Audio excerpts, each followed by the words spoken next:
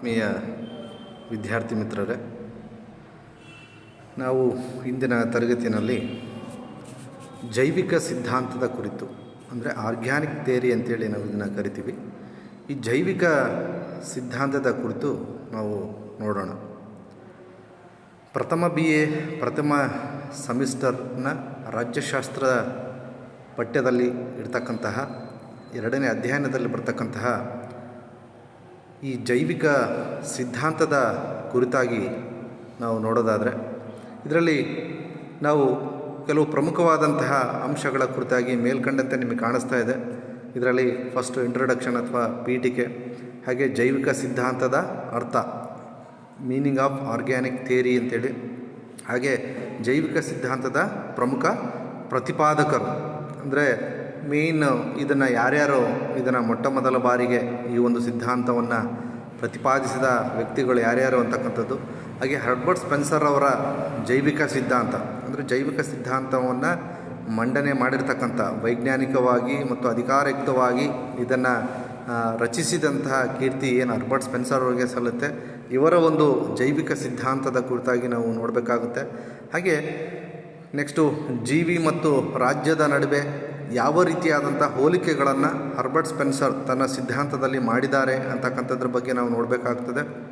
ಹಾಗೆ ನೆಕ್ಸ್ಟು ಜೀವಿ ಮತ್ತು ರಾಜ್ಯದ ನಡುವಿನ ಪ್ರಮುಖ ವ್ಯತ್ಯಾಸಗಳು ಏನು ಅಂತಕ್ಕಂಥದ್ದು, ಹೋಲಿಕೆಗಳು ಇರುವ ರೀತಿಯಲ್ಲಿಯೇ ಕೆಲವು ವ್ಯತ್ಯಾಸಗಳು ಕೂಡ ಇದ್ದಾವೆ. ಆ ವ್ಯತ್ಯಾಸಗಳು ಏನೇನು ಅನ್ನೋದ್ರ ಬಗ್ಗೆ ನಾವು ನೋಡ್ಬೋದು. ಹಾಗೆ ನೆಕ್ಸ್ಟು ಜೈವಿಕ ಸಿದ್ಧಾಂತದ ಬಗೆಗೆ ಇರ್ತಕ್ಕಂತಹ ಕೆಲವು ಪ್ರಮುಖವಾದಂತಹ ಟೀಕೆಗಳು ಏನು, ಹಾಗೂ ಕೊನೆಯದಾಗಿ ಒಂದು ಕನ್ಕ್ಲೂಷನ್ ಅಥವಾ ಉಪಸಂಹಾರದ ಕುರಿತಾಗಿ ನಾವು ನೋಡಬೇಕಾಗುತ್ತೆ. ಈ ಎಲ್ಲ ವಿಚಾರಗಳನ್ನು ನಾವು ಸಂಕ್ಷಿಪ್ತವಾಗಿ ನೋಡೋದಾದರೆ, ಮೊದಲನೇದಾಗಿ ಒಂದು ಪೀಠಿಕೆ ಅಥವಾ ಇಂಟ್ರಡಕ್ಷನ್.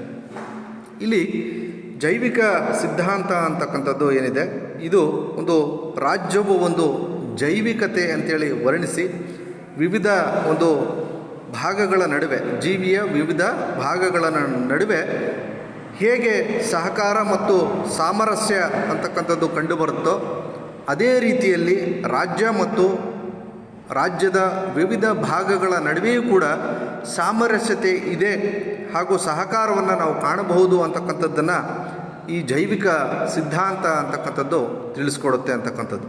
ಹಾಗಾಗಿ ರಾಜ್ಯವನ್ನು ಒಂದು ಜೀವಿಗೆ ಅಥವಾ ವ್ಯಕ್ತಿ ಅಂತಕ್ಕಂಥ ಒಬ್ಬ ಜೀವಿಗೆ ಹೋಲಿಕೆಯನ್ನು ಮಾಡುವ ಮೂಲಕ ಈ ಸಿದ್ಧಾಂತ ರಾಜ್ಯದ ಸ್ವಭಾವವನ್ನು ವಿವರಿಸ್ತದೆ ಅಂತಕ್ಕಂಥದ್ದನ್ನು ನಾವು ಬಹಳ ಮುಖ್ಯವಾಗಿ ನೋಡಬೇಕಾಗ್ತದೆ.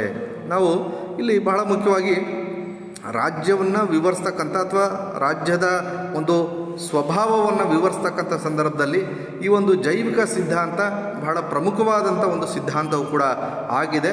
ಇಲ್ಲಿ ರಾಜ್ಯವನ್ನು ಒಂದು ಜೀವಿಗೆ ಹೋಲಿಕೆಯನ್ನು ಮಾಡುವ ಮೂಲಕ ಯಾವ ರೀತಿಯಾದಂಥ ಸಾಮ್ಯತೆಗಳಿದ್ದಾವೆ, ಹೋಲಿಕೆಗಳಿದ್ದಾವೆ ಅಂತಕ್ಕಂಥದ್ದನ್ನು ಇಲ್ಲಿ ನಾವು ಅಭ್ಯಾಸವನ್ನು ಈ ಜೈವಿಕ ಸಿದ್ಧಾಂತದ ಮೂಲಕ ಮಾಡ್ಬೋದಾಗಿದೆ. ನೆಕ್ಸ್ಟು ಜೈವಿಕ ಸಿದ್ಧಾಂತದ ಅರ್ಥವನ್ನು ನಾವು ನೋಡೋದಾದರೆ, ಜೈವಿಕ ಸಿದ್ಧಾಂತ ಇಲ್ಲಿ ಬಹಳ ಮುಖ್ಯವಾಗಿ ಒಂದು ರಾಜ್ಯವು ಒಂದು ಜೈವಿಕತೆ ಅಂತೇಳಿ ವರ್ಣಿಸಿದೆ ಮತ್ತು ಒಂದು ಜೀವಿ ಮತ್ತು ಇವುಗಳ ನಡುವೆ, ಜೀವಿಯ ವಿವಿಧ ಭಾಗಗಳ ನಡುವೆ ಹೇಗೆ ಸಹಕಾರ, ಒಂದು ಸಾಮ್ಯತೆ ಕಂಡುಬರುತ್ತೋ, ಅದೇ ರೀತಿಯಾಗಿ ರಾಜ್ಯ ಮತ್ತು ಅವುಗಳ ವಿವಿಧ ಭಾಗಗಳ ನಡುವೆ ಒಂದು ಸಹಕಾರವನ್ನು ಕೂಡ ಕಾಣಬಹುದು ಅಂತಕ್ಕಂಥದ್ದನ್ನು ಜೈವಿಕ ಸಿದ್ಧಾಂತ ತಿಳಿಸ್ಕೊಡುತ್ತೆ. ಹಾಗಾಗಿ ಇಲ್ಲಿ ರಾಜ್ಯವನ್ನು ಒಂದು ಜೀವಿಗೆ ಹೋಲಿಕೆ ಮಾಡಿರ್ತಕ್ಕಂಥದ್ದನ್ನು ನಾವಿಲ್ಲಿ ಕಾಣ್ಬೋದು ಅಂತಕ್ಕಂಥದ್ದು. ಇದಕ್ಕೆ ಸಂಬಂಧಪಟ್ಟಂತೆ ಜೈವಿಕ ಸಿದ್ಧಾಂತವನ್ನು ಈಗ ನೆಕ್ಸ್ಟು ಪ್ರಮುಖ ಪ್ರತಿಪಾದಕರು ಯಾರು, ಈ ಒಂದು ಸಿದ್ಧಾಂತವನ್ನು ಅದು ಬಳಕೆಗೆ ಬರಲಿಕ್ಕೆ ಕಾರಣೀಭೂತರಾದಂಥ ಕೆಲವು ಪ್ರಮುಖ ರಾಜ್ಯಶಾಸ್ತ್ರಜ್ಞರ ಕುರಿತಾಗಿ ಕೂಡ ನಾವು ನೋಡೋದಾದರೆ, ಈ ಜೈವಿಕ ಸಿದ್ಧಾಂತದ ಕುರಿತಾಗಿ ಹಲವಾರು ರಾಜ್ಯಶಾಸ್ತ್ರಜ್ಞರು ಇಲ್ಲಿ ಅಧ್ಯಯನವನ್ನು ಕೂಡ ಮಾಡಿದ್ದಾರೆ.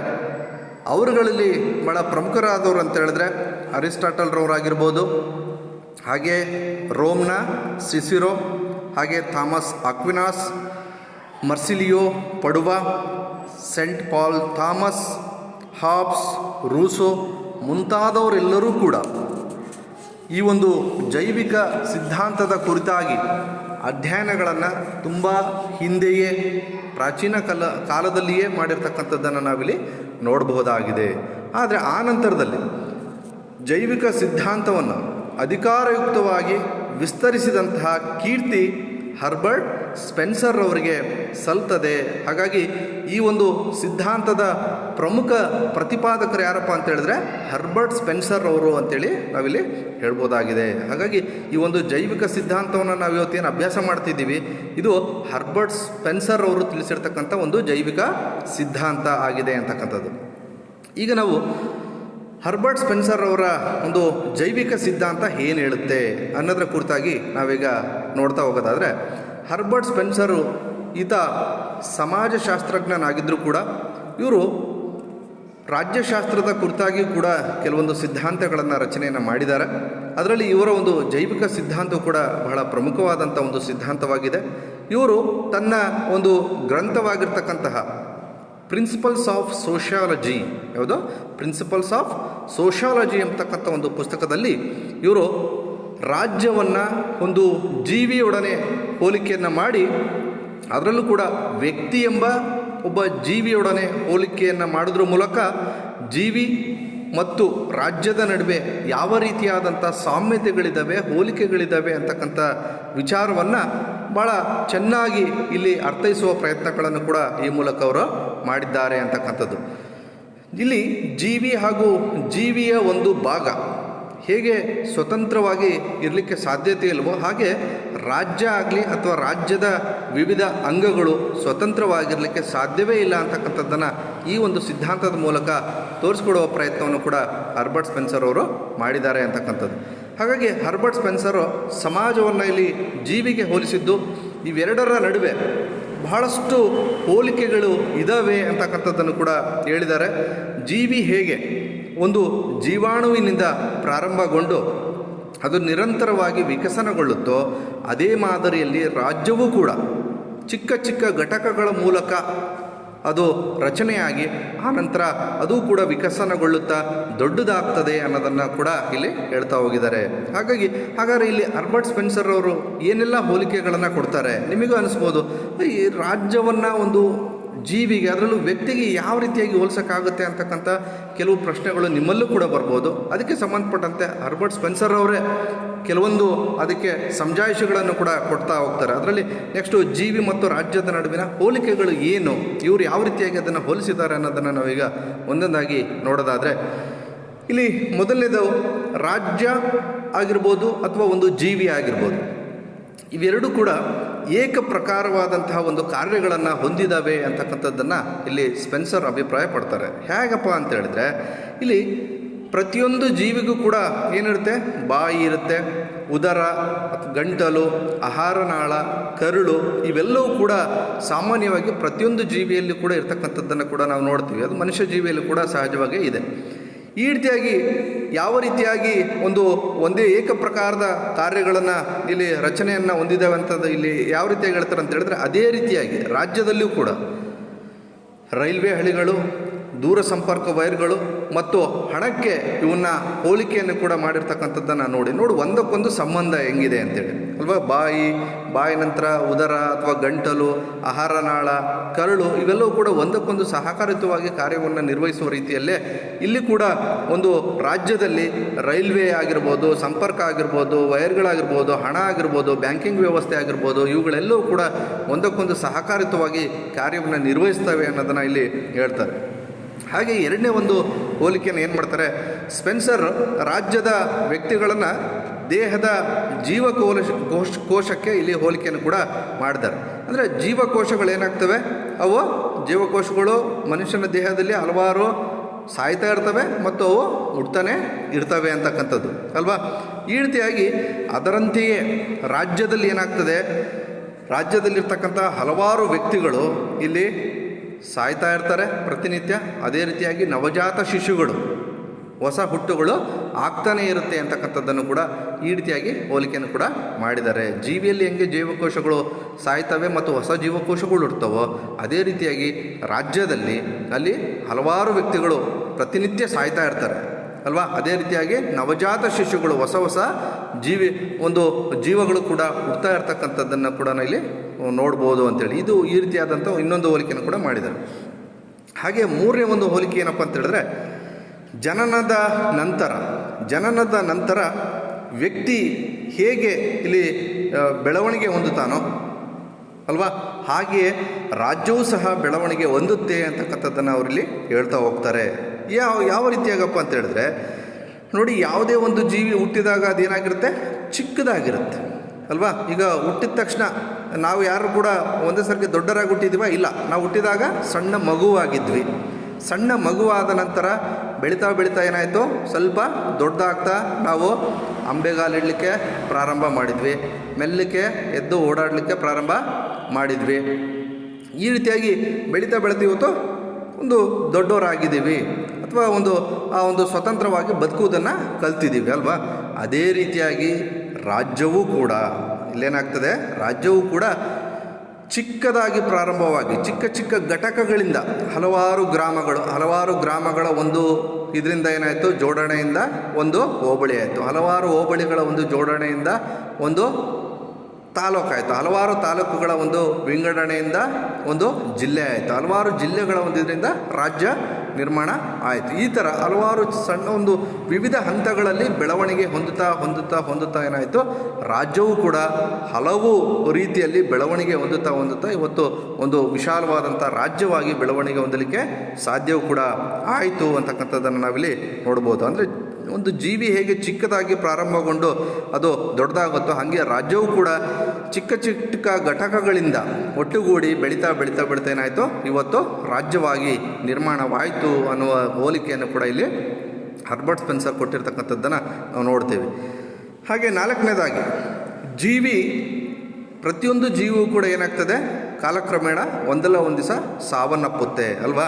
ಹಾಗೆಯೇ ರಾಜ್ಯವೂ ಕೂಡ ನಾಶ ಹೊಂದುತ್ತೆ ಅಂತಕ್ಕಂಥದ್ದನ್ನು ಇಲ್ಲಿ ಹರ್ಬರ್ಟ್ ಸ್ಪೆನ್ಸರ್ ಅವರು ಕೂಡ ಅಭಿಪ್ರಾಯನೂ ಕೂಡ ಪಟ್ಟಿದ್ದಾರೆ. ಅಂದರೆ ಜೀವಿ ಹೇಗೆ ಸಾವನ್ನಪ್ಪುತ್ತದೆಯೋ ಹಾಗೆಯೇ ರಾಜ್ಯವೂ ಕೂಡ ನಾಶ ಹೊಂದಿ ಹೊಸ ರಾಜ್ಯ ಸೃಷ್ಟಿ ಆಗ್ತದೆ ಅಂತಕ್ಕಂಥದ್ದನ್ನು ಕೂಡ ಇಲ್ಲಿ ಹೇಳ್ತಾರೆ. ಅಂದರೆ ಇಲ್ಲಿ ರಾಜ್ಯದಲ್ಲಿರ್ತಕ್ಕಂತಹ ಒಂದು ರೋಗಗ್ರಸ್ತರು, ಅಶಕ್ತರು, ವೃದ್ಧರು ನಾಶವಾಗಿ ಆ ಜಾಗದಲ್ಲಿ ಒಂದು ನೂತನ ವ್ಯಕ್ತಿಗಳು ಹುಡ್ತಾರೆ. ಹಾಗೆ ಇಲ್ಲಿ ರಾಜ್ಯವೂ ಕೂಡ ಏನಾಗ್ತದೆ, ಇಲ್ಲಿ ಒಂದು ಜೀವಿ ಕೂಡ ಅಲ್ಲಿ ಸತ್ತ ನಂತರ ಅಲ್ಲಿ ಹೊಸ ಜೀವಗಳು ಹುಡ್ತಾ ಹೋಗುವ ರೀತಿಯಲ್ಲಿ ರಾಜ್ಯದಲ್ಲೂ ಕೂಡ ಇರ್ತಕ್ಕಂಥ ಒಂದು ರೋಗಗ್ರಸ್ತರು, ಅಶಕ್ತರು, ಹಾಗೆ ವೃದ್ಧರು ಇವರೆಲ್ಲರೂ ಕೂಡ ನಾಶ ಆಗಿ ಹೊಸ ಒಂದು ಜೀವಿಗಳು ಕೂಡ ಹುಡ್ತವೆ ಅಂತಕ್ಕಂಥದ್ದನ್ನು ಸ್ಪೆನ್ಸರ್ ಹೇಳುವ ಮೂಲಕ ಒಂದು ಜೀವಿಗೂ ಮತ್ತು ರಾಜ್ಯದ ನಡುವೆ ಸಾಕಷ್ಟು ಹೋಲಿಕೆ ಇದೆ ಅಂತಕ್ಕಂಥ ವಿಚಾರವನ್ನು ಕೂಡ ಇಲ್ಲಿ ಹೇಳ್ತಾರೆ ಅಂತಕ್ಕಂಥದ್ದು.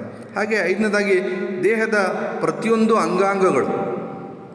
ಅಂಗಗಳಾಗಿರ್ತಕ್ಕಂಥ ಯಾವ ಕಣ್ಣು, ಕಿವಿ, ಮೂಗು, ಕೈ, ಕಾಲು ಇವೆಲ್ಲವೂ ಕೂಡ ಪರಸ್ಪರ ಸಹಕಾರಯುತವಾಗಿ ಕಾರ್ಯವನ್ನು ನಿರ್ವಹಿಸಿದಾಗ ಜೀವಿಯೇ ಒಂದು ಆರೋಗ್ಯವಾಗಿರಲಿಕ್ಕೆ ಸಾಧ್ಯವೂ ಕೂಡ ಆಗುತ್ತೆ ಅಂತಕ್ಕಂಥದ್ದು. ಹಾಗೆ ರಾಜ್ಯದಲ್ಲಿರ್ತಕ್ಕಂತಹ ವಿವಿಧ ವರ್ಗಗಳು ಪರಸ್ಪರ ಸಹಕಾರಯುತವಾಗಿ ಕಾರ್ಯನಿರ್ವಹಿಸಿದಾಗ ಮಾತ್ರ ಅಲ್ಲಿ ರಾಜ್ಯವೂ ಕೂಡ ಉತ್ತಮವಾದಂಥ ರೀತಿಯಲ್ಲಿ ಕಾರ್ಯವನ್ನು ನಿರ್ವಹಿಸಲಿಕ್ಕೆ ಸಾಧ್ಯ ಆಗ್ತದೆ, ಅಥವಾ ಪ್ರಗತಿಪರವಾಗಿರಲಿಕ್ಕೆ ಸಾಧ್ಯವೂ ಕೂಡ ಆಗ್ತದೆ ಅಂತಕ್ಕಂಥದ್ದು. ಇಲ್ಲಿ ದೇಹ ಒಂದು ರೀತಿಯಲ್ಲಿ ಅನಾರೋಗ್ಯಗೊಂಡ್ರೆ ಅಂಗಾಂಗಗಳು ಸಹ ತಮ್ಮ ಒಂದು ಸ್ವಾಸ್ಥ್ಯವನ್ನು ಕಾಪಾಡಿಕೊಳ್ಳೋದಕ್ಕೆ ಅಲ್ಲಿ ಸಾಧ್ಯವಾಗೋದಿಲ್ಲ.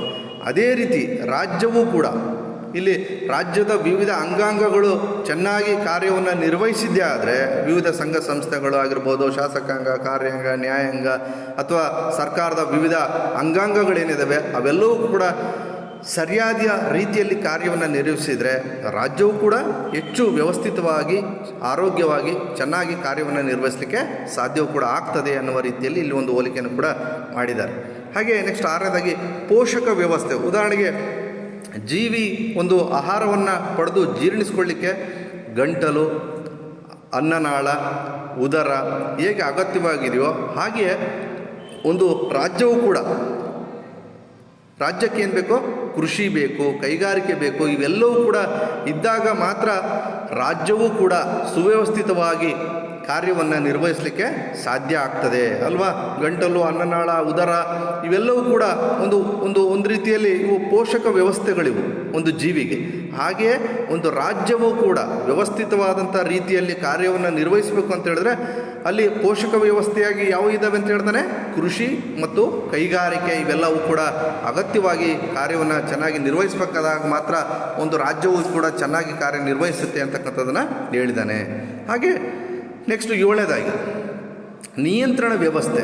ಇಲ್ಲಿ ನೋಡಿ, ಜೀವಿಯನ್ನು ನಿಯಂತ್ರಿಸಲಿಕ್ಕೆ ಇಲ್ಲಿ ಏನಿದೆ ಜೀವಿಯಲ್ಲಿ, ಇಲ್ಲಿ ಬಹಳ ಮುಖ್ಯವಾಗಿ ನರ, ಮಿದುಳಾಗಿರ್ಬೋದು, ಇವು ನರ, ಮಿದುಳು ಇವೆಲ್ಲವೂ ಕೂಡ ಒಂದು ಜೀವಿಯನ್ನು ನಿಯಂತ್ರಿಸುವಂಥ ಪ್ರಮುಖ ಸಾಧನಗಳಾಗಿದ್ದಾವೆ. ನಮ್ಮ ಮಿದುಳು ಏನು ಹೇಳುತ್ತೋ ಅದೇ ಪ್ರಕಾರ ನಾವು ಮಾಡ್ತಾ ಹೋಗ್ತೀವಿ ಅಲ್ವಾ. ನಮ್ಮ ನರಕೋಶಗಳು ಸೂಚನೆ ಕೊಟ್ಟಂತೆ ಅಥವಾ ನಮ್ಮ ಮೆದುಳು ನಮಗೆ ಸೂಚನೆ ಕೊಟ್ಟಂತೆ ನಾವು ಕಾರ್ಯವನ್ನು ಹೇಗೆ ನಿರ್ವಹಿಸ್ತೀವೋ ಹಾಗೆಯೇ ರಾಜ್ಯವನ್ನು ನಿಯಂತ್ರಿಸ್ತಕ್ಕಂಥದ್ದು ಯಾವ್ಯಾವ ಇದ್ದಾವೆ. ಉದಾಹರಣೆ, ಸರ್ಕಾರ ಆಗಿರ್ಬೋದು, ಪೊಲೀಸರವರಾಗಿರ್ಬೋದು, ವೈದ್ಯರಾಗಿರ್ಬೋದು, ವಕೀಲರಾಗಿರ್ಬೋದು, ಇಂಜಿನಿಯರ್ಗಳಾಗಿರ್ಬೋದು, ಆಡಳಿತಗಾರರಾಗಿರ್ಬೋದು, ಚಿಂತಕರಾಗಿರ್ಬೋದು, ಬರಹಗಾರರಾಗಿರ್ಬೋದು, ಈ ರೀತಿಯಾಗಿ ಇವರು ರಾಜ್ಯವನ್ನು ನಿಯಂತ್ರಿಸುವ ಕೆಲಸವನ್ನು ಮಾಡ್ತಾರೆ. ಅಂದರೆ ಜೀವಿಯನ್ನು ನರಮಂಡಲ ಹೇಗೆ ನಿಯಂತ್ರಿಸುತ್ತೋ ಹಾಗೆ ಇಲ್ಲಿ ರಾಜ್ಯವನ್ನು ಈ ರೀತಿಯಾದಂಥ ವಿವಿಧ ವ್ಯಕ್ತಿಗಳು ನಿಯಂತ್ರಿಸ್ತಾ ಇರ್ತಕ್ಕಂಥದ್ದನ್ನು ಕೂಡ ನಾವಿಲ್ಲಿ ನೋಡ್ತೇವೆ. ಹಾಗಾಗಿ ಇದು ಇನ್ನೊಂದು ಭಾಳ ಪ್ರಮುಖವಾದಂಥ ಒಂದು ಹೋಲಿಕೆ ಅಂತೇಳಿ ಹೇಳ್ಬೋದು. ಹಾಗೆ ನೆಕ್ಸ್ಟ್ 8ನೇದಾಗಿ ಪೂರೈಕೆ ವ್ಯವಸ್ಥೆ. ನೋಡಿ, ಪ್ರಾಣಿಯ ಶರೀರ ವ್ಯವಸ್ಥೆಯಲ್ಲಿ ನಾವು ರಕ್ತನಾಳಗಳನ್ನು ನೋಡ್ತೇವೆ, ಹೃದಯ ನೋಡ್ತೇವೆ, ಅಭಿಧಮನಿಯನ್ನು ಮತ್ತು ಅಪಧಮನಿಯನ್ನು ನೋಡ್ತೇವೆ. ಇವುಗಳೆಲ್ಲವೂ ಕೂಡ ಏನು ಮಾಡ್ತವೆ ಅಂತ ಹೇಳಿದ್ರೆ ದೇಹದ ವಿವಿಧ ಭಾಗಗಳಿಗೆ ರಕ್ತ ಸಂಚಾರ ಮಾಡುವ ಕೆಲಸವನ್ನು ಇವುಗಳು ಮಾಡ್ತವೆ. ಹಾಗಿದ್ದಾಗ ಮಾತ್ರ ಒಂದು ಯಾವುದೇ ಒಂದು ಜೀವಿ ಒಂದು ಉತ್ತಮವಾದಂಥ ರೀತಿಯಲ್ಲಿ ಆಕ್ಟಿವ್ ಆಗಿರಲಿಕ್ಕೆ ಸಾಧ್ಯವೂ ಕೂಡ ಆಗ್ತದೆ ಅಥವಾ ಜೀವಂತವಾಗಿರಲಿಕ್ಕೆ ಸಾಧ್ಯವೂ ಕೂಡ ಆಗ್ತದೆ ಅಲ್ವಾ. ಹೃದಯ ಬಡಿತ ನಿಂತರೆ ಕೆಲಸ ಆಗ್ತದ ಅಥವಾ ರಕ್ತನಾಳಗಳ ಒಂದು ಕೆಲಸವನ್ನು ಮಾಡೋದನ್ನು ನಿಲ್ಲಿಸಿದ್ರೆ ಜೀವಿ ಬದುಕಲಿಕ್ಕೆ ಆಗ್ತದ? ಇಲ್ಲ ಅಲ್ವಾ. ಅದೇ ರೀತಿಯಾಗಿ ಇಲ್ಲಿ ರಾಜ್ಯದಲ್ಲಿಯೂ ಕೂಡ ಒಂದು ರಾಜ್ಯ ವ್ಯವಸ್ಥೆಯಲ್ಲಿ ಇದಕ್ಕೆ ಸಮನಾಗಿ ಯಾವಿದಾವೆ ಅಂತ ಹೇಳ್ತಾನೆ ಹರ್ಬರ್ಟ್ ಸ್ಪೆನ್ಸರು. ಇಲ್ಲಿ ಸಮಾಚಾರ, ಸಂಚಾರ ವ್ಯವಸ್ಥೆಗಳು, ವ್ಯಾಪಾರ, ವ್ಯವಹಾರ, ಬ್ಯಾಂಕಿನ ವ್ಯವಸ್ಥೆಗಳು, ರಸ್ತೆ ಮಾರ್ಗಗಳು, ರೈಲು ಸೇವೆಗಳು, ರೈಲು ಮಾರ್ಗಗಳು, ಅಂಚೆ ತಂತಿ ಸೌಕರ್ಯ ವ್ಯವಸ್ಥೆಗಳು, ಸಂಘ ಸಂಸ್ಥೆಗಳು, ಇವು ಇಲ್ಲಿ ಒಂದು ಪೂರೈಕೆ ಅಥವಾ ವಿತರಣಾ ವ್ಯವಸ್ಥೆಯನ್ನು ನಿರ್ವಹಿಸ್ತವೆ. ಹಾಗಿದ್ದಾಗ ಒಂದು ರಾಜ್ಯ ತನ್ನ ಕಾರ್ಯವನ್ನು ಯಶಸ್ವಿಯಾಗಿ ನಿರ್ವಹಿಸಲಿಕ್ಕೆ ಸಾಧ್ಯ ಆಗ್ತದೆ ಅಂತಕ್ಕಂಥದ್ದನ್ನು ಇಲ್ಲಿ ಹೇಳ್ತಾನೆ. ನೋಡಿ, ಇಲ್ಲಿ ಒಂದು ರಕ್ತನಾಳಗಳಿಗೆ ಮಾನವನ ಒಂದು ನರನಾಡಿಗಳನ್ನು ಇಲ್ಲಿ ಸಂಚಾರ ವ್ಯವಸ್ಥೆಗೆ, ರೈಲು, ಅಂಚೆ ಸೇವೆ ಇತ್ಯಾದಿಗಳಿಗೆ ಈತ ಹೋಲಿಕೆಯನ್ನು ಕೂಡ ಮಾಡಿರ್ತಕ್ಕಂಥದ್ದು ಕೂಡ ಇನ್ನೊಂದು ಭಾಳ ಪ್ರಮುಖವಾದಂಥ ಒಂದು ಹೋಲಿಕೆ ಕೂಡ ಆಗಿದೆ ಅಂತೇಳಿ. ಇವಿಷ್ಟು ನೋಡಿದಾಗ ನಿಮಗೆ ಗೊತ್ತಾಗುತ್ತೆ ಪ್ರಾಣಿ ಅಥವಾ ಒಂದು ಜೀವಿಯ ನಡುವೆ ಮತ್ತು ಒಂದು ರಾಜ್ಯದ ನಡುವೆ ಸಾಕಷ್ಟು ಹೋಲಿಕೆಗಳು ಅಥವಾ ಸಾಮ್ಯತೆಗಳು ಇದ್ದಾವೆ ಅನ್ನೋದು ನಮಗೆ ಗೊತ್ತಾಗುತ್ತೆ. ಈಗ ರಾಜ್ಯ ಮತ್ತು ಜೀವಿಯ ನಡುವೆ ಇರತಕ್ಕಂಥ ಕೆಲವೊಂದು ವ್ಯತ್ಯಾಸಗಳು ಕೂಡ ನಾವಿಲ್ಲಿ ಗುರುತಿಸ್ಬೋದಾಗಿದೆ. ಅಂಥ ವ್ಯತ್ಯಾಸಗಳು ಯಾವಪ್ಪ ಅಂತ ಹೇಳಿದ್ರೆ, ಜೀವಿ ಅಂಗಾಂಗಗಳು ಸಂಘಟಿತವಾಗಿದ್ದಾವೆ, ಆದರೆ ಸಮಾಜದ ಭಾಗಗಳೆಲ್ಲವೂ ಕೂಡ ಸ್ವತಂತ್ರವಾಗಿರ್ತಕ್ಕಂಥದ್ದನ್ನು ಕೂಡ ನಾವಿಲ್ಲಿ ನೋಡ್ಬೋದಾಗಿದೆ. ಹಾಗೆ ಇದು ಒಂದು ಭಾಳ ಪ್ರಮುಖವಾದಂಥ ಒಂದು ವ್ಯತ್ಯಾಸ ಅಂಥೇಳಿ ಹೇಳ್ಬೋದು. ಎರಡನೇದಾಗಿ ಅಂಗಾಂಗಗಳು ಅಥವಾ ಭಾಗಗಳು ಇಡೀ ಒಂದು ಜೀವಿಯ ಅಥವಾ ಸಮಷ್ಟಿಯ ಮೇಲೆ ಅವಲಂಬಿತವಾಗಿರುವ ರೀತಿಯಲ್ಲಿ ರಾಜ್ಯದಲ್ಲಿ ಇವು ಅವಲಂಬಿತವಾಗಿಲ್ಲ ಅಂತಕ್ಕಂಥ ಇನ್ನೊಂದು ಪ್ರಮುಖವಾದಂಥ ಒಂದು ವ್ಯತ್ಯಾಸವನ್ನು ಕೂಡ ನಾವಿಲ್ಲಿ ನೋಡ್ಬೋದು. ನೋಡಿ, ಅಂಗಾಂಗಗಳು, ದೇಹದ ಅಂಗಾಂಗಗಳೇನಿದ್ದಾವೆ ಇವು ಜೀವಿ ಅಂತಕ್ಕಂತಹ ಒಂದು ಸಮಷ್ಟಿಯ ಮೇಲೆ ಅವಲಂಬಿತವಾಗಿರ್ತಕ್ಕಂಥದ್ದನ್ನು ನಾವು ನೋಡ್ತೀವಿ. ಆದರೆ ಇಲ್ಲಿ ರಾಜ್ಯದಲ್ಲಿರ್ತಕ್ಕಂಥ ಕೆಲವು ಇತರೆ ಅಂಗಾಂಗಗಳು ಅಂತ ಏನು ಹೇಳಿದೆ, ಶಾಸಕಾಂಗ, ಕಾರ್ಯಾಂಗ, ನ್ಯಾಯಾಂಗ ಅಥವಾ ವಿವಿಧ ಸಂಘ ಸಂಸ್ಥೆಗಳು, ಇವೆಲ್ಲವೂ ಕೂಡ ಇವು ಸಂಪೂರ್ಣವಾಗಿ ರಾಜ್ಯದ ಮೇಲೆಯೇ ಅವಲಂಬಿತವಾಗಿಲ್ಲ. ಹಾಗಾಗಿ ಇದು ಕೂಡ ಇನ್ನೊಂದು ಪ್ರಮುಖವಾದಂಥ ಒಂದು ವ್ಯತ್ಯಾಸ ಅಂತಕ್ಕಂಥದ್ದನ್ನು ನಾವಿಲ್ಲಿ ನೋಡ್ತೇವೆ. ಹಾಗೆ ಮೂರನೇದಾಗಿ ಒಂದು ಪ್ರಜ್ಞೆಯ ಕೇಂದ್ರತ್ವಕ್ಕೆ ಸಂಬಂಧಿಸಿದಂತಹ ಕೆಲವು ವ್ಯತ್ಯಾಸಗಳನ್ನು ಕೂಡ ನಾವು ನೋಡಲಿಕ್ಕೆ ಸಾಧ್ಯತೆ ಇದೆ. ಹಾಗೆ ಐದನೇದಾಗಿ ಸಂರಚನೆ ಹಾಗೂ ಕಾರ್ಯಗಳಿಗೆ ಸಂಬಂಧಿಸಿದಂತಹ ಸಾಕಷ್ಟು ವ್ಯತ್ಯಾಸಗಳನ್ನು ಕೂಡ, ಅಂದರೆ ಸಂರಚನೆ, ದೇಹದ ಒಂದು ಅಥವಾ ಒಂದು ಜೀವಿಯ ಸಂರಚನೆಗೂ ಅಥವಾ ಒಂದು ರಾಜ್ಯದ ಸಂರಚನೆಗೂ ನಡುವೆ ಭಾಳಷ್ಟು ವ್ಯತ್ಯಾಸಗಳಿದ್ದಾವೆ. ಹಾಗೆ ಒಂದು ಜೀವಿಯ ಕಾರ್ಯಗಳಿಗೂ ಹಾಗೂ ಒಂದು ರಾಜ್ಯದ ಕಾರ್ಯಗಳ ನಡುವೆಯೂ ಕೂಡ ಸಾಕಷ್ಟು ವ್ಯತ್ಯಾಸಗಳು ಇದ್ದಾವೆ. ಹಾಗಾಗಿ ಈ ಒಂದು ಸಾಕಷ್ಟು ವ್ಯತ್ಯಾಸಗಳು ಪ್ರಾಣಿಯ ಅಥವಾ ಒಂದು ಜೀವಿಯ ನಡುವೆ ಮತ್ತು ರಾಜ್ಯದ ನಡುವೆ ಈ ಥರದ ಒಂದು ವ್ಯತ್ಯಾಸಗಳು ಕೂಡ ಇರತಕ್ಕಂಥದ್ದನ್ನು ನಾವಿಲ್ಲಿ ಗಮನಿಸ್ಬೋದಾಗಿದೆ. ಹಾಗೆ ಇದಕ್ಕೆ ಈ ಒಂದು ಸಿದ್ಧಾಂತಕ್ಕೆ ಸಂಬಂಧಪಟ್ಟಂತೆ ಸಾಕಷ್ಟು ಟೀಕೆಗಳು ಕೂಡ ಕೇಳಿಬಂದಿದ್ದಾವೆ. ಈ ಒಂದು ಸಿದ್ಧಾಂತದ ಕುರಿತಾಗಿ ಏನು ಟೀಕೆಗಳು ಬಂದಿದ್ದಾವೆ ಒಂದು ಹರ್ಬರ್ಟ್ ಸ್ಪೆನ್ಸರ್ನ ಜೈವಿಕ ಸಿದ್ಧಾಂತದ ಕುರಿತಾಗಿ ಅಂತ ನೋಡೋದಾದರೆ, ಮೊದಲನೇದಾಗಿ ರಾಜ್ಯವನ್ನು ಒಂದು ಪ್ರಾಣಿಗೆ ಅಥವಾ ಒಬ್ಬ ವ್ಯಕ್ತಿಗೆ ಹೋಲಿಕೆ ಮಾಡಲಿಕ್ಕೆ ಸಾಧ್ಯವಿಲ್ಲ. ಈ ಸಿದ್ಧಾಂತ ಅಂತಕ್ಕಂಥದ್ದು ಕೇವಲ ಊಹಾತ್ಮಕವಾಗಿದೆ ಅಂತಕ್ಕಂಥ ರೀತಿಯಲ್ಲಿ ಕೆಲವರು ಟೀಕೆಗಳನ್ನು ಕೂಡ ಮಾಡಿದ್ದಾರೆ. ನೋಡಿ, ರಾಜ್ಯವೇ ಬೇರೆ ಅಥವಾ ಒಂದು ಜೀವಿಯೇ ಬೇರೆ, ಇವುಗಳ ನಡುವೆ ಒಂದು ಹೋಲಿಕೆಯನ್ನು ಮಾಡ್ತಕ್ಕಂಥದ್ದು ಒಂದು ರೀತಿಯಲ್ಲಿ ಹಾಸ್ಯಾಸ್ಪದವೂ ಕೂಡ ಆಗಿದೆ. ಇದನ್ನು ಹೋಲಿಕೆ ಮಾಡಿರ್ತಕ್ಕಂಥ ರೀತಿಯೂ ಕೂಡ ಸರಿ ಇಲ್ಲ. ಹಾಗಾಗಿ ಈ ಸಿದ್ಧಾಂತ ಅಂತಕ್ಕಂಥದ್ದು ಕೇವಲ ಕಲ್ಪನೆಗಳ ಆಧಾರದ ಮೇಲೆ ರಚಿತವಾಗಿದೆ ಅಥವಾ ಊಹೆಗಳ ಆಧಾರದ ಮೇಲೆ ಈ ಸಿದ್ಧಾಂತ ರಚಿತವಾಗಿದೆ ಅನ್ನುವ ರೀತಿಯಲ್ಲಿ ಕೂಡ ಕೆಲವರು ಟೀಕೆಗಳನ್ನು ಮಾಡಿದ್ದಾರೆ. ಇದು ಮೊದಲನೇ ಒಂದು ಟೀಕೆ. ಹಾಗೆ ಎರಡನೇದಾಗಿ, ಪ್ರಾಣಿಯನ್ನು ಅಥವಾ ಒಂದು ಜೀವಿಯನ್ನು ರಾಜ್ಯಕ್ಕೆ ಹೋಲಿಕೆ ಮಾಡ್ತಕ್ಕಂಥದ್ದು ಕೂಡ ಅವಾಸ್ತವಿಕವಾದದ್ದು ಎನ್ನುವುದನ್ನು ಕೂಡ ನಾವಿಲ್ಲಿ ನೋಡ್ಬೋದಾಗಿದೆ. ಅಥವಾ ಇದು ಕೆಲವರು ಭಾಳಷ್ಟು ಜನ ಇದನ್ನು ಕೂಡ ಟೀಕೆ ಮಾಡಿದ್ದಾರೆ. ಅಂದರೆ ಇದು ವಾಸ್ತವಕ್ಕೆ ಹತ್ತಿರವಾಗಿಲ್ಲ, ಈ ಸಿದ್ಧಾಂತ ಅಂತಕ್ಕಂಥದ್ದು ಅವಾಸ್ತವಿಕವಾಗಿದೆ, ವೈಜ್ಞಾನಿಕವಾಗಿಲ್ಲ ಎನ್ನುವ ರೀತಿಯ ಟೀಕೆಗಳನ್ನು ಕೂಡ ನಾವಿಲ್ಲಿ ನೋಡ್ಬೋದಾಗಿದೆ. ಹಾಗೆ ಮೂರನೇದು, ಪ್ರಾಣಿಯು ಅದು ಸಾಯುತ್ತೆ, ಆದರೆ ರಾಜ್ಯಕ್ಕೆ ಸಾವಿಲ್ಲ ಎಂತಕ್ಕಂಥದ್ದನ್ನು ಇಲ್ಲಿ ಸ್ಪೆನ್ಸರ್ ಅವರು ಸಂಪೂರ್ಣವಾಗಿ ಮರೆತಂತಿದೆ ಅಂತಕ್ಕಂಥ ಟೀಕೆಗಳು ಕೂಡ ಇದ್ದಾವೆ. ನೋಡಿ, ಯಾವುದೇ ಪ್ರಾಣಿ ಹುಟ್ಟಿ ಅದು ಒಂದು ಕೆಲವು ವರ್ಷಗಳು ಮಾತ್ರ ಬದುಕುತ್ತೆ, ಆನಂತರ ಪ್ರತಿಯೊಂದು ಪ್ರಾಣಿಯು ಏನಾಗ್ತದೆ, ಸಾವನ್ನಪ್ತದೆ. ಆದರೆ ರಾಜ್ಯ ಅಂತಕ್ಕಂಥದ್ದು ಹಾಗಲ್ಲ. ರಾಜ್ಯ ಯಾವಾಗಲೂ ಕೂಡ ಸ್ಥಿರವಾಗಿರುವಂಥ ಒಂದು ಅಂಶವೂ ಕೂಡ ಆಗಿದೆ ಅಂತಕ್ಕಂಥದ್ದನ್ನು ಇಲ್ಲಿ ಆಡಳಿತಗಾರರು ಬದಲಾಗ್ಬೋದು, ಆದರೆ ರಾಜ್ಯ ಮಾತ್ರ ಹಾಗೆ ಸ್ಥಿರವಾಗಿರುತ್ತೆ ಅಂತಕ್ಕಂಥ ಒಂದು ಅಂಶವನ್ನು ಸ್ಪೆನ್ಸರು ಇಲ್ಲಿ ಈ ಒಂದು ಸಿದ್ಧಾಂತದಲ್ಲಿ ಕಡೆಗಣಿಸಿದ್ದಾರೆ. ಈ ಒಂದು ಅಂಶವು ಕೂಡ ಟೀಕೆಗೆ ಗುರಿಯಾಗಿದೆ ಅಂತಕ್ಕಂಥದ್ದು. ಹಾಗೆ ಸ್ಪೆನ್ಸರ್ನ ಜೈವಿಕ ಸಿದ್ಧಾಂತ ಬಹಳಷ್ಟು ಹಾಸ್ಯಾಸ್ಪದವಾಗಿದೆ ಅಂತಕ್ಕಂಥ ವಿಚಾರಗಳನ್ನು ಕೂಡ ಅಥವಾ ಕೆಲವರು ಟೀಕೆಗಳನ್ನು ಕೂಡ ಮಾಡ್ತಾರೆ. ರಾಜ್ಯವನ್ನು ಹೋಗಿ ಒಂದು ಕಷ್ಟಿತ್ತು ಒಂದು ಜೀವಿಗೆ ಹೋಲಿಕೆ ಮಾಡಿರ್ತಕ್ಕಂಥದ್ದು ಕೂಡ ಭಾಳ ಹಾಸ್ಯಾಸ್ಪದ ರೀತಿಯಲ್ಲಿದೆ. ಹಾಗಾಗಿ ಈ ಒಂದು ಸಿದ್ಧಾಂತ ಅಷ್ಟೇನು ಉತ್ತಮವಾಗಿಲ್ಲ ಅಂತಕ್ಕಂಥ ಟೀಕೆಗಳನ್ನು ಕೂಡ ಮಾಡಿದ್ದಾರೆ. ಹಾಗೆ ಕೊನೆಯದಾಗಿ, ಸ್ಪೆನ್ಸರ್ ಅವರ ಸಿದ್ಧಾಂತ ಈಗಿನ ಕಾಲಕ್ಕೆ ಅಥವಾ ಈಗಿನ ಪರಿಸ್ಥಿತಿಗೆ ಹೊಂದಾಣಿಕೆಯಾಗುವ ರೀತಿಯಲ್ಲಿ ಇದು ರಚನೆ ಆಗಿಲ್ಲ ಅಂತಕ್ಕಂಥ ಟೀಕೆಗಳು ಕೂಡ ಮಾಡಿದ್ದಾರೆ. ಈ ರೀತಿಯಾಗಿ ಸಾಕಷ್ಟು ಈ ಒಂದು ಸಿದ್ಧಾಂತದ ಕುರಿತಾಗಿ ಟೀಕೆ ಮತ್ತು ಟಿಪ್ಪಣಿಗಳು ಬಂದಿರತಕ್ಕಂಥದ್ದನ್ನು ಕೂಡ ನಾವಿಲ್ಲಿ ನೋಡ್ಬೋದು. ಕೊನೆಯದಾಗಿ ಈ ಒಂದು ಸಿದ್ಧಾಂತದ ಕುರಿತಾಗಿ ಕನ್ಕ್ಲೂಷನ್ ಅಥವಾ ಒಂದು ಉಪಸಂಹಾರವನ್ನು ನೋಡೋದಾದರೆ, ಈ ಸಿದ್ಧಾಂತ ಅಂತಕ್ಕಂಥದ್ದು ಇಷ್ಟೆಲ್ಲ ಹಲವಾರು ಟೀಕೆಗಳಿಗೆ ಒಳಗಾಗಿದ್ದರೂ ಸಹ ಈ ಒಂದು ಸಿದ್ಧಾಂತ ರಾಜ್ಯದ ಒಂದು ಸ್ವಭಾವವನ್ನು ಅಥವಾ ನೇಚರನ್ನು ವಿವರಿಸ್ತಕ್ಕಂಥ ಒಂದು ಇದರಲ್ಲಿ ಬಹಳಷ್ಟು ಪ್ರಮುಖವಾದಂಥ ಒಂದು ಸಿದ್ಧಾಂತವೂ ಕೂಡ ಆಗಿದೆ. ಅಂದರೆ ಇಲ್ಲಿ ವ್ಯಕ್ತಿಗೆ ಹೆಚ್ಚಿನ ಪ್ರಾಮುಖ್ಯತೆಯನ್ನು ಈ ಸಿದ್ಧಾಂತ ಕೊಡುವಲ್ಲಿ ಈ ಸಿದ್ಧಾಂತ ಭಾಳ ಯಶಸ್ವಿಯಾಗಿರ್ತಕ್ಕಂಥ ಸಿದ್ಧಾಂತವೂ ಕೂಡ ಆಗಿದೆ. ಬೇರೆ ಬೇರೆ ಒಂದು ಸಿದ್ಧಾಂತಕಾರರು ಇದ್ರ ಬಗ್ಗೆ ಹೇಳಿದರೂ ಕೂಡ ಬೇರೆ ಯಾವ ಸಿದ್ಧಾಂತಗಳು ಕೂಡ ಇವನು ಹೇಳಿರುವ ರೀತಿಯಲ್ಲಿ ಅಷ್ಟು ಯಶಸ್ವಿ ಆಗಿಲ್ಲ. ಹಾಗಾಗಿ ಈತ ವ್ಯಕ್ತಿಗೆ ಹೆಚ್ಚಿನ ಮಹತ್ವವನ್ನು ಕೊಡುವ ಮೂಲಕ ರಾಜ್ಯವನ್ನು ಇಲ್ಲಿ ವಿವರಿಸುವ ಪ್ರಯತ್ನಗಳನ್ನು ಕೂಡ ಮಾಡಿದ್ದಾನೆ. ಹಾಗಾಗಿ ವ್ಯಕ್ತಿಗೆ ಒಂದು ಪ್ರಾಮುಖ್ಯತೆ ನೀಡುವಲ್ಲಿ ಈ ಒಂದು ಸಿದ್ಧಾಂತ ಬಹಳಷ್ಟು ಯಶಸ್ವಿಯಾಗಿರ್ತಕ್ಕಂಥ ಒಂದು ಸಿದ್ಧಾಂತವೂ ಕೂಡ ಆಗಿದೆ. ಹಾಗಾಗಿ ಇಲ್ಲಿ ರಾಜ್ಯ ಮತ್ತು ಜೀವಿಯ ನಡುವೆ ಮಾಡಿರುವ ಹೋಲಿಕೆಗಳು ಕೂಡ ಬಹಳಷ್ಟು ಸಾಮ್ಯತೆಗಳು ಇರ್ತಕ್ಕಂಥ ಕಾರಣದಿಂದ ಈ ಒಂದು ಸಿದ್ಧಾಂತ ಬಹಳ ಸುಲಭವಾಗಿ ಬೇಗನೆ ಅರ್ಥ ಮಾಡ್ಕೊಳ್ಳಿಕ್ಕೂ ಕೂಡ ಸಾಧ್ಯ ಆಗ್ತದೆ ಮತ್ತು ರಾಜ್ಯದ ಒಂದು ಸ್ವಭಾವವನ್ನು ಸುಲಭವಾಗಿ ಅರ್ಥ ಮಾಡ್ಕೊಳ್ಳೋಕ್ಕೆ ಈ ಸಿದ್ಧಾಂತ ಭಾಳ ಅನುಕೂಲಕರವಾದಂಥ ಒಂದು ಸಿದ್ಧಾಂತವೂ ಆಗಿದೆ ಅಂತಕ್ಕಂಥದ್ದನ್ನು ನಾವಿಲ್ಲಿ ನೋಡ್ಬೋದಾಗಿದೆ. ಹಾಗಾಗಿ ಈ ಸಿದ್ಧಾಂತ ಒಂದು ಉತ್ತಮವಾದಂತಹ ಒಂದು ರಾಜ್ಯಶಾಸ್ತ್ರದಲ್ಲಿ ರಾಜ್ಯದ ಒಂದು ಕಾರ್ಯಗಳು ಒಂದು ಕುರಿತಾಗಿ ಅದರ ಒಂದು ರಾಜ್ಯದ ಸ್ವಭಾವವನ್ನು ಕುರಿತಾಗಿ ತಿಳಿಸ್ತಕ್ಕಂತಹ ಒಂದು ಸಿದ್ಧಾಂತಗಳಲ್ಲಿ ಬಹಳ ಪ್ರಮುಖವಾದಂಥ ಸಿದ್ಧಾಂತವಾಗಿದೆ ಅಂತೇಳಿ ಇದನ್ನು ಹೇಳ್ಬೋದು.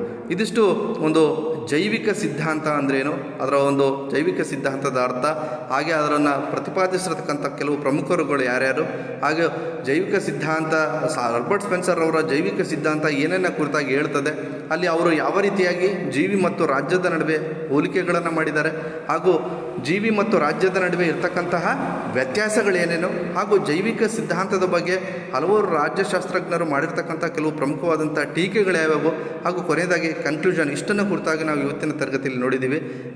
ಇದುವರೆಗೂ ಕೂಡ ಈ ತರಗತಿಯನ್ನು ವೀಕ್ಷಿಸಿದಂಥ ಎಲ್ಲ ವಿದ್ಯಾರ್ಥಿಗಳಿಗೂ ಕೂಡ ಧನ್ಯವಾದಗಳು. Thank you all.